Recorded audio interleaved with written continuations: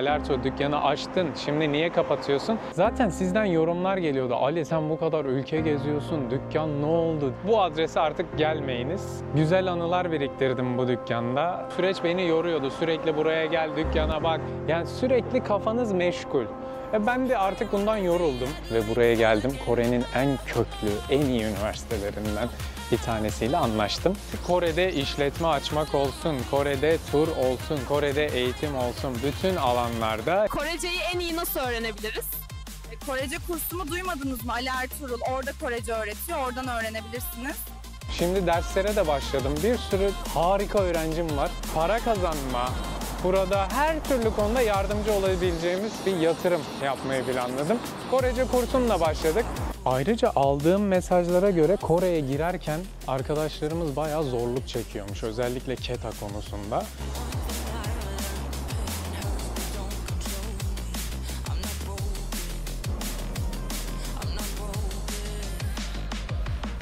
Herkese Güney Kore, Seul'den Balkaymak Kafe'min önünden selamlar arkadaşlar.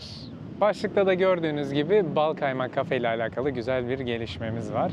Neden güzel diyorum? Aslında başlığı gören arkadaşlar "Aa ne oldu?" diye girmiş olabilirler. Hayırlı bir olayımız var.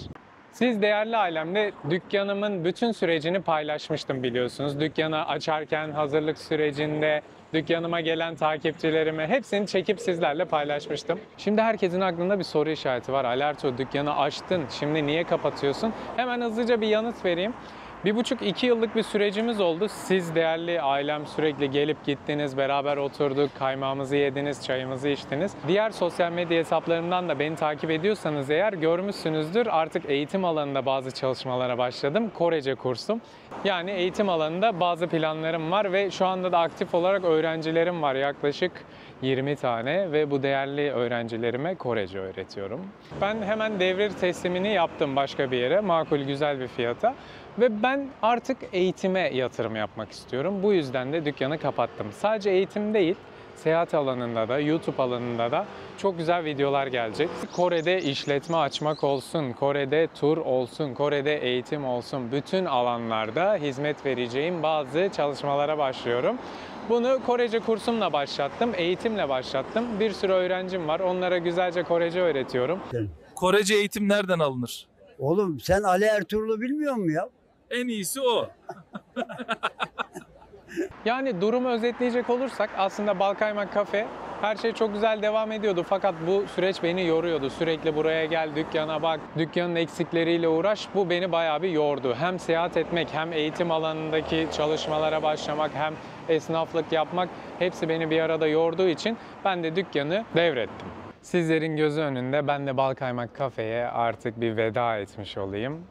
Hepinize gerçekten geldiğiniz için, destek verdiğiniz için her konuda çok çok teşekkür ederim.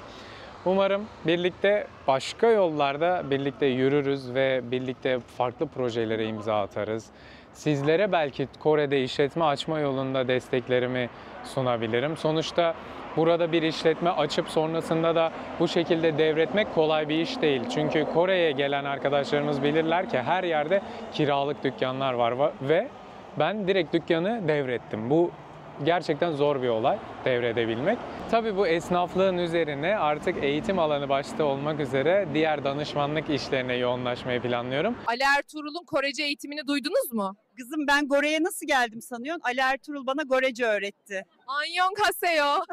Ayrıca farklı haberlerim de olacak. Bayağı şaşıracağınız haberler. Zaten ilerleyen süreçte öyle haberler alacaksınız ki Ali Ertuğrul neden kafeyi kapatmış anlayacaksınız. Dükkanımdan ayrılışımı beraber izliyoruz. Güzel anılar biriktirdim bu dükkanda. Güzel insanlar geldiler. Türkiye'den YouTuber arkadaşlarım geldi. Özellikle dükkanı açar açmaz dükkanıma ziyarete gelen Ruhi Çenet, Ruhi abime selamlar gönderiyorum. Kadir Alkan'a, Enver abiye, diğer bütün gelen bütün dostlarıma çok teşekkür ediyorum. Güzel bir süreçti. Gerçekten esnaflığı tam dibine kadar yaşadım.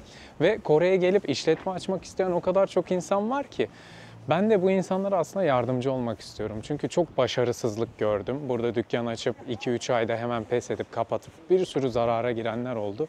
Fakat Allah'a şükürler olsun ben bunu kârla kapatmış oldum. Zor bir süreç. Gerçekten esnaflık, Allah bütün esnaf abilerime, ablalarıma yardımcı olsun. Acayip zor bir süreç cidden. Taksi geliyor. İşte bu caddeler de dükkanın arka kısmı. Dükkanımızın olduğu bölgede böyle evli çiftlerin de fotoğraf çekindiği bölgeler var. Sağda görüyorsunuz. Geliyorlar burada fotoğraf çekiyorlar. Aslında Kore vloglarına tekrar başlayacağım.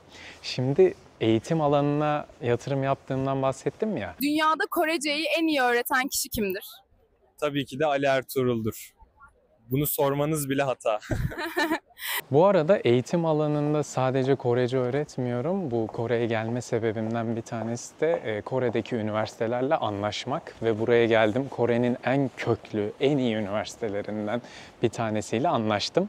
Şimdi diğer üniversitelerle de anlaşıyorum.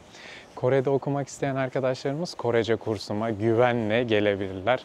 Bu işin peşini bırakmıyorum. Ayrıca aldığım mesajlara göre Kore'ye girerken arkadaşlarımız bayağı zorluk çekiyormuş. Özellikle KETA konusunda. Sınırda pasaport kontrol polisleriyle bayağı sıkıntı yaşayan arkadaşlarımız varmış. Sizler Kore'ye gelirken sıkıntı yaşıyor musunuz? Onunla alakalı yorumlara yazarsanız biz gerekirse gerekli mercilere bunu iletelim. Çünkü artık ne bileyim 10 sene önce Kore'ye geldiğimde polisler böyle önümde eğilerek hatta Türkçe konuşmuştu. Ben ilk Kore'ye geldiğimde şaşırdım. Belki çok garip gelecek ama Kore'ye belki 60 kere girip çıkmışımdır. Belki 100 kere bilmiyorum yani saymadım ama ilkinden bahsediyorum. Türkçe konuşmuştu yani hoş geldin demişti. Öğrenci değişimiyle galiba Ankara'da okumuş biriydi. Öyle bir muhabbet geçmişti. O zamanlar tam anlamamıştım Korece. Ya ilk gelişimden bahsediyorum zaten. Şimdi böyle bir olayla başlayan durum artık ben bile bakın oradaki polis benim pasaportumu yapıştırdığı an benim buradaki bütün geçmişimi görmesine rağmen bana bile neden geldin diyebiliyor. Bakın burada evli olup burada eşi Koreli olup vizesi olan çocuğu olan insan bile sınırda sorulara maruz kalabiliyormuş. Yani yorumlardan aldığım kadarıyla böyle durumlar varmış. Ben de bunu yaşadığım için sizlere sormak istedim. Bu konuyla alakalı yapabileceğimiz neler varsa hepsini yapacağız. Yorumlarınızı bekliyorum. Ben YouTube'a başladığımdan beri bütün yaşadığım olayları, bütün yaşadığım sıkıntıları, bütün yaşadığım mutlulukları sizlerle paylaşmış bir YouTuber'ınızdım. Ailenizin ferdiyim diyeyim, Ali Ertuğrul. Ve yine böyle bir haberi sizle paylaşmak istedim. Hatta bunu ailemden önce sizle paylaşıyorum, öyle diyeyim. Devir ettiğimi dükkanın. Ve güzel bir şey aslında. Şimdi esnaflıkla alakası olmayan arkadaşlarımız şöyle düşünebilir. Şimdi Kore'de işletme açtığınızda eğer dükkan iyi işlemiyorsa devredemezsiniz ve dükkan boş kalır. Ama bizim dükkanı direkt zaten gördünüz az önce de devredebildik. Bu güzel bir başarı ve çok güzel de iş yaptık. Bu alanda da aslında ben franchise da verecektim. İstekler olmuştu. Zaten sizden yorumlar geliyordu. Ali sen bu kadar ülke geziyorsun. Dükkan ne oldu? Dükkan devam ediyor. Çalışanları ayarlıyorsunuz. Malzemelerin gelişi gidişi var. Ben hepsini kontrol ediyorum. Atıyorum Kazakistan'da yolda yürürken hemen dükkanın kameralarına bakıyorum. Ne oluyor? Ne ediliyor? Yani sürekli kafanız meşgul. Ben de artık bundan yoruldum. Şimdi derslere de başladım. Bir sürü harika öğrencim var. Öğrencim diyorum ama yaşı 40 yaşında olan ablam da var. Küçük yaştaki arkadaşlarımız da var. Hepsinin ortak noktası da şu. Kore'de ne yapabiliriz? Kore'de ilgimiz var. Ali Ertuğrul da bizim ailemizin bir parçası diyorlar. Allah razı olsun hepsinden. Ben de bu arkadaşlarımıza burada üniversitelerde okumaları adına, burada işletme açma, para kazanma, burada her türlü konuda yardımcı olabileceğimiz bir yatırım yapmayı planladım. Korece kursumla başladık. Korecekursum.com. Ayrıca WhatsApp numaramızı da bırakıyorum. Oradan arkadaşlarımız size yardımcı olacaktır. Aslında şu anda eğitim alanında başlıyoruz. Kore'de de korna başladı. Artık millet kornaya basıyor. Niye bastı acaba? Abimiz. Zaten taksiciler korsan gibi burada. Bütün her şeyimi sizle paylaşacağım. Böyle devam edeceğiz. Herkesi Korece kursuma ve benimle birlikte olmaya davet ediyorum. Ali Ertuğrul, Instagram'dan da takip ederseniz bütün güncellemelerle haberdar olacaksınız.